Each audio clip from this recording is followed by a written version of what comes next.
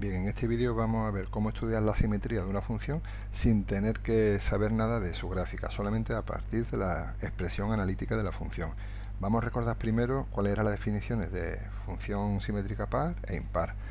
Una función es par si cumplía que la imagen de un punto era igual que la imagen de su opuesto. Es decir, que para un valor x, si yo tengo un valor x, por ejemplo el 2, la altura de la función es 4.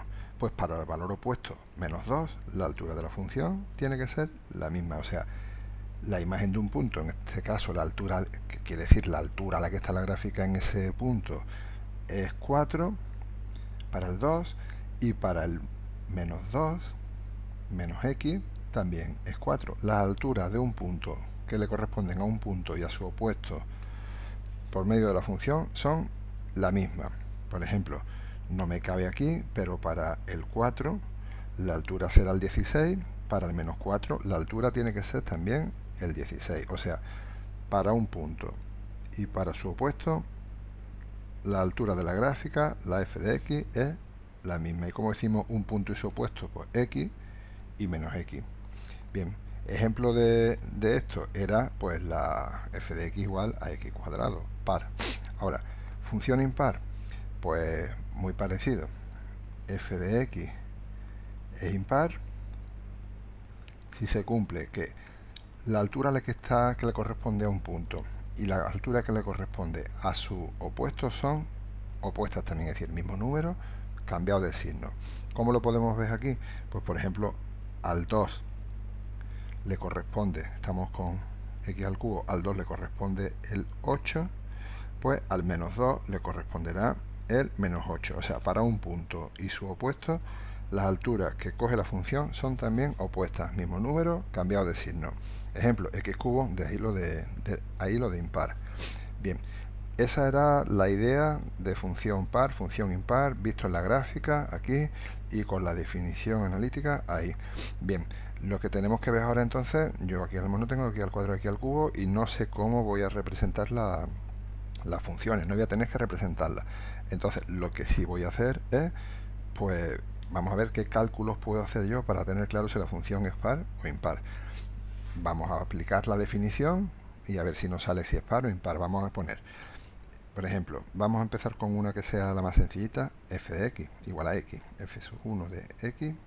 Aquí sí tenemos que poner, aunque decimos, bueno, es que siempre la variable es x, pero aquí sí es importante ponerlo porque vamos a tener que cambiar x por menos x. O sea que aquí sí hay que ponerlo. f sub 1 de x igual a x. Bien, vamos a estudiar cuánto es f sub 1 de menos x. Siempre haremos lo mismo, estudiaremos en el opuesto, o sea, cambiando x por menos x, pues f sub 1 de menos x será menos x. Y ahora comparamos. ¿Cómo son? ¿Son iguales? ¿Son opuestos? ¿O no son ni iguales ni opuestos y entonces que no es simétrica? Bueno, pues estos valores son opuestos. O sea, que estamos aquí. Para un valor x y para un valor menos x, las imágenes son opuestas. Se cumple la definición de impar. Luego, f de x, f sub 1 de x, es impar. Está claro, si nosotros representamos esta recta, lo hacemos aquí en el GeoGebra, igual a x es la bisectriz del primer cuadrante. Esta función está claro que es impar. La capturo. Es impar, ¿por qué? Porque para un valor x, la altura, si puedo dibujar aquí, para un valor x la altura, y para un valor menos x las alturas son opuestas, y eso tiene que ocurrir evidentemente para todos los valores x y menos x, las alturas son opuestas. Luego la función es, o sea, este con este y el 4 con el menos 4. Entonces está claro que la función es impar. Bien, eso para la primera. Vamos a ver la segunda, que va a ser pues súper igual, vamos. F sub 2 de x. F sub 2 de x es igual a 1 partido por x. Hacemos lo mismo, calculamos f sub 2 de menos x y comparamos. ¿Cuánto será? 1 partido por menos x. Comparamos f de x con f de menos x. Si nos salieran que son iguales, es que es par. Si nos sale que son opuestos, porque tenemos signo menos, es que es impar. Que no nos sale ni que son iguales ni que son opuestos, es que no es simétrica directamente. En este caso está claro que f sub 2 de x es igual a f sub 2 de menos x con un signo menos, luego es impar. Muy sencillo por ahora. Vamos a ver una que, ¿cuál puede ser? F sub 3. Vamos a ver f sub 3. F sub 3 de x es igual a x al cuadrado. Lo mismo de siempre. Calculamos f sub 3 de menos x, que será menos x al cuadrado. Quitamos paréntesis y es x al cuadrado. Y comparamos f de x con f de menos x. ¿Son iguales, opuestas o no son nada de eso y no simétricas? En este caso son iguales. Luego la función es par, como ya sabíamos, f de x igual a x al cuadrado es par. Vamos a hacer la siguiente, f sub 4 de x igual a 2x al cubo. F sub 4 de x es igual a 2x al cubo. Lo mismo, calculamos f sub 4 de menos x, que será, paso a paso, 2 por menos x al cubo, quitando paréntesis, menos 2x cubo. Y lo mismo, comparamos f de x con f de menos x. ¿Y qué ocurre? Si son iguales, es que es par. Si son opuestas, o sea, son iguales, pero con un signo menos por medio, es que es impar. Y si no es ni son iguales ni son opuestas, es que la función directamente no es simétrica. En este caso vemos que son opuestas, tenemos ahí el signo menos. Luego la función f sub 4 de x es impar. Bueno, hasta ahora lo que estamos viendo es que, y es la conclusión que vamos a sacar, cuando los exponentes son impares, la función es impar, porque claro, todos los signos menos que añadimos se conservan. Entonces, la función queda cambiada de signo.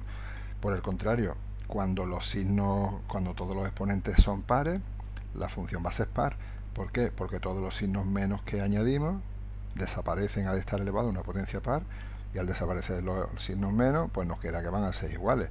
Esa va a ser la regla que vamos después a poner ya claramente, pero por ahora estamos viendo eso, que si los exponentes son impares, introduzco signos menos que se me quedan hasta el final, es impar, se me queda ese signo menos, cumple la definición de impar. Si todos los exponentes son pares, todos los signos menos desaparecen, como aquí, pues claro, desaparece el signo menos, se me queda que son iguales. Vamos a seguir haciendo alguno más para verlo ahora claramente. Vamos a hacer, por ejemplo, el 5, 2x al cubo más 3x al cuadrado. Vamos a hacer f sub 5 de x es igual a 2x al cubo más 3x al cuadrado. Vamos a ver, como siempre, f de menos x. F sub 5 de menos x será, paso a paso, 2 menos x al cubo más 3 es cambiar x por menos x. Donde pongo un x ponemos menos x. Ahora aquí hacemos las cuentas. El menos se me queda menos 2x al cubo más, porque este menos desaparece, más 3x al cuadrado. Y comparamos x, f de x con f de menos x. ¿Y qué ocurre? No son iguales. No son iguales por culpa de este signo menos. No son iguales, no es par. Tampoco es todo cambiado de signo, tampoco son opuestas. Aquí sí tengo el menos, pero aquí no, por culpa de ese no es impar. Entonces, ¿qué ocurre? Pues que no es simétrica. Está claro, las potencias impares mantienen los signos menos que le he metido. Las potencias pares los desaparecen, entonces unos cambian de signo, otros no cambian de signo. Cuando tenga potencias pares e impares, la función no va a ser simétrica. Vamos a hacer alguno más por aquí. Vamos a hacer, por ejemplo,